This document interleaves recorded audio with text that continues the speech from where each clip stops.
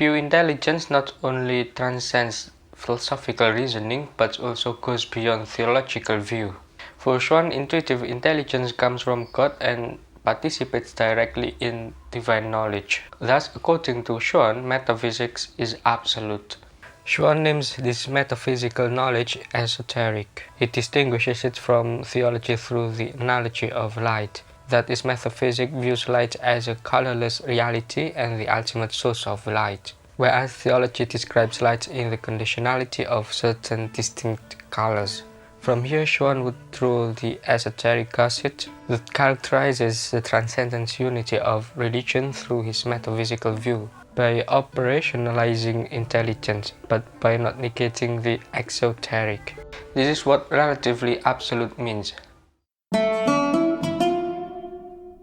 Quote, if one strives too much to make transcendent truths accessible, one risks betraying them. If one strives too much not to betray them, one risks not making them accessible. This dilemma, which already exists on the level of the general religions, occurs all the more on the level of esotericism. In speaking of accessibility, what is obviously implied is the kind of understanding it entails. Now, human mentalities are diverse and give rise to several degrees of receptivity.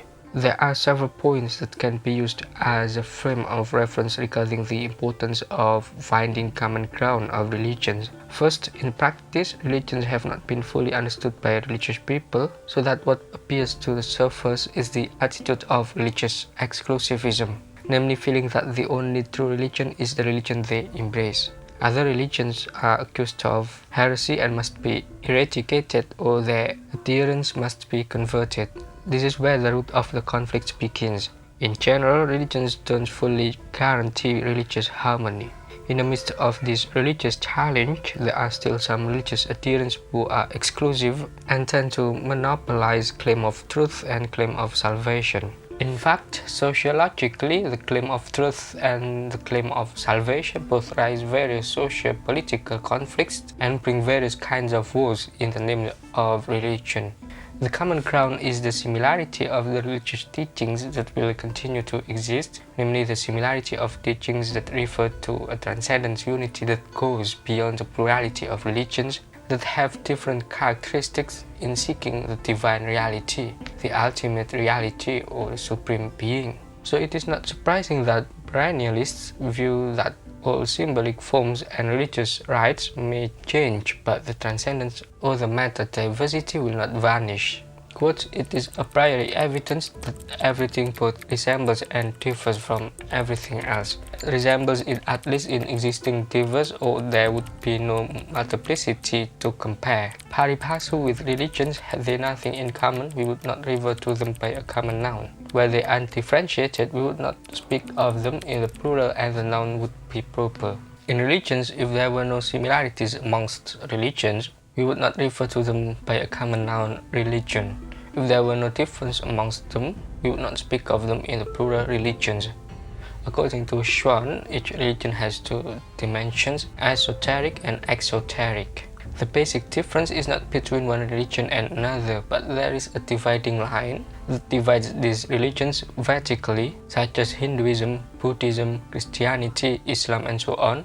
On the other hand, a horizontal dividing line is only drawn once to divide those religions. The horizontal line is not as original as initially thought, because all religions are esoteric, or essentially the same and only differ in form. Humans will not grasp the originality of Schuon's opinion if they do not examine the general essence of religion or the supernatural unity itself. For Schuon, life has its stages as well as cognitive awareness has its stages. From a metaphysical point of view, only God is at the highest level. The lower levels of these religions are metaphysically different from each other. In its culmination or esoteric aspect, religions meet at the same point. Esoteric, in Schuon's view, is the term used to describe the essence that is in the metaphysical spiritual dimension, which has a universal truth value, while exoteric is a term used to refer to the former systems of religions. Exoteric, according to Schuon, has boundaries of exclusivity that were formed according to the historical events and experiences of each religion. The differences amongst religions shrink and unite at the highest level, while at the lower level the various religions are divided. Indeed, Schuon's thoughts are not necessarily accepted by all religious adherents. Religions are single and there is no plurality there, because the Supreme Being is single and absolute. But when viewed from the aspect of the destiny of religion, there are differences in the relativity of time and place, so that the response is adjusted to the demands of the times and historical conditions because of the demands of space of time. This is where human interpretation plays a role in determining the truth, which of course is adjusted to their level of understanding and knowledge. The esoteric dimension of religions is universal, single, absolute, and eternal. In this dimension, there is the core of all religious forms. Although this dimension is higher than the exoteric dimension and is the essence of the truth, it can be reached through symbols and forms. For Schuon, the distinctions between substance and form, or esoteric and exoteric, is very important. Schuon fully offers attention to religion in its most transcendent reality. From here, Frithjof Schuon then asserts the transcendent unity of religions, namely the esoteric unity that comes from the origin. Schuon views that every religion is essentially a totality. Former contradictions can override conformity or essential identity, which is tantamount to saying that each of the contradictory theses contains truth, and is therefore an aspect of the whole truth and a path to this totality. Differences and contradictions are indeed something that cannot be avoided. However, Schuon sees in a positive light the side of commonality. For Schuon, the essential truth is one, that there are no glaring contradictions, or that such contradictions are not in their definition a fundamental weakness. Basically, an exoteric point of view is based on personal interests. By definition, exoteric truth is limited because of the limited goals it sets for itself. Therefore, dogma is both a finite idea and an infinite symbol. Indeed, Schuon confirms that religious belief is always based on a point of view, which from that point of view will result in a belief that only religion is visibly sublime and disputable. To doubt this seems not only to be the worst act, for it is not only against God, but it is also an absurdity. That is, at the exoteric level, it must be believed that the religion one embraces is the correct one. If we oppose, said Schuon, it is an absurd act. Doubting the truth of the religion adhered to, according to Schuon, is the same as not understanding that 2 plus 2 equals 4. A follower of a religion must fully believe in the truth of the religion he adheres to.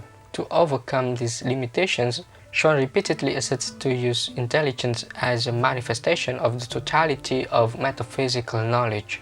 This metaphysical knowledge operates in the esoteric realm, not in the exoteric. Schuon often uses the analogy of light, that metaphysical intuition perceives it as a colorless essence, whereas one religious belief would declare the light red and not green, while another religious belief would state otherwise. Both statements are true insofar as they distinguish light from darkness, but it is not true if they regard light as the same as a certain color. Quote, if an example may be drawn from the sensory sphere to illustrate the difference between metaphysical and theological knowledge, it may be said that the former, which can be called esoteric when it is manifested through a religious symbolism, is conscious of the colorless essence of light and of its character of pure luminosity.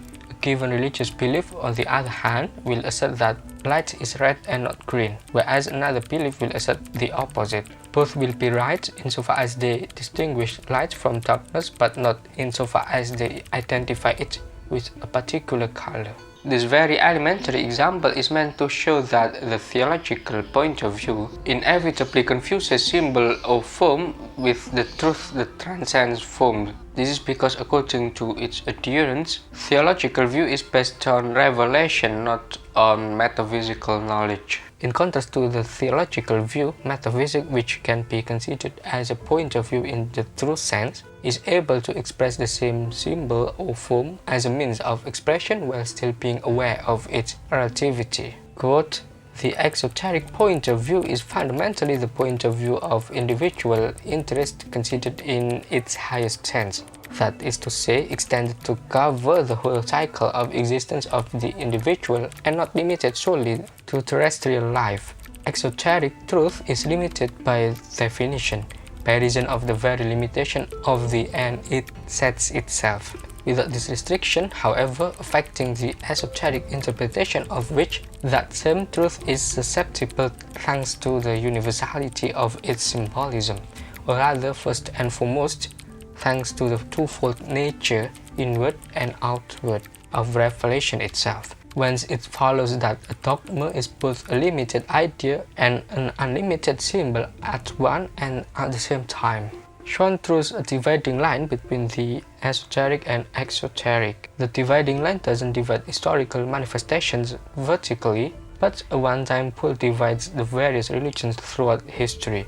Above that line lies esotericism, which unites those religions, while below it lies the basis of exotericism, which is partially manifested. Partiality here denotes the religious forms. Regarding these forms, furthermore, Schuon states that forms are always the exclusiveness and specialization of a category of former embodiment. As a consequence, it is impossible for the forms to be singular, but diverse and numerous. From a metaphysical point of view, a form, because of its limited nature, should allow something else to be outside of itself, that is due to the fact that others cannot be included within its limit. From a metaphysical point of view, only the Supreme Being is at the culmination where there is a meeting point of differing religions, while at the lower level, religion then differs. Every religion has one form and one substance. Islam spread throughout the world like lightning due to its substance, and its spread was stopped because of its form. Substance has unlimited content because it is born from the absolute, while form is relative and therefore its content is limited. Quote, a point we must take into account here, even if only to mention it, is the discontinuous, elusive, and elliptical character of the Quran. It is discontinuous like its mode of revelation or descent, and elusive and therefore elliptical through its parabolism, which insinuates itself in secondary details that are all the more paradoxical in that their intention remains independent of context. Moreover, it is a fact that the Arabs, and with them the Arabized, are fond of separating and accentuating discontinuity of allusion, ellipsis, tautology, and hyperbolism. All this seems to have its roots in certain characteristics of nomadic life, with its alternations, mysteries, and nostalgias. Schuon said that what determines the difference amongst forms is the difference amongst human receptacles. The spiritual vessel is also different according to human psychological development, and it distinguishes the refractions of one truth. At this point, Schuon sees differences not as something to be contested.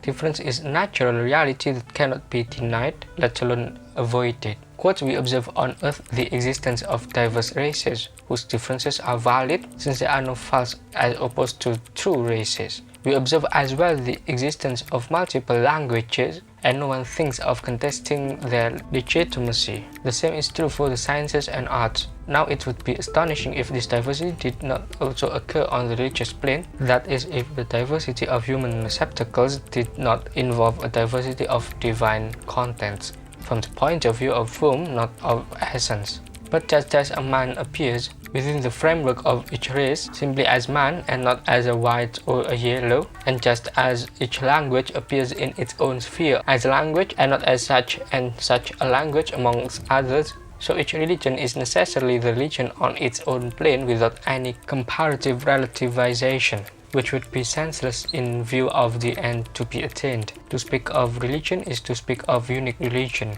Explicitly to practice one religion is implicitly to practice them all. The truth of a religion cannot declare itself the only truth, single and absolute, let alone suppress and annex other truths, because each religious expression is limited by the limitations of its form. Form as an expression of exotericism is limited and cannot be universally and absolutely absolute. Unlike the substance, it is esoteric, so it can accommodate differences. It is in this level that the aiming point of the transcendence unity finds its starting point.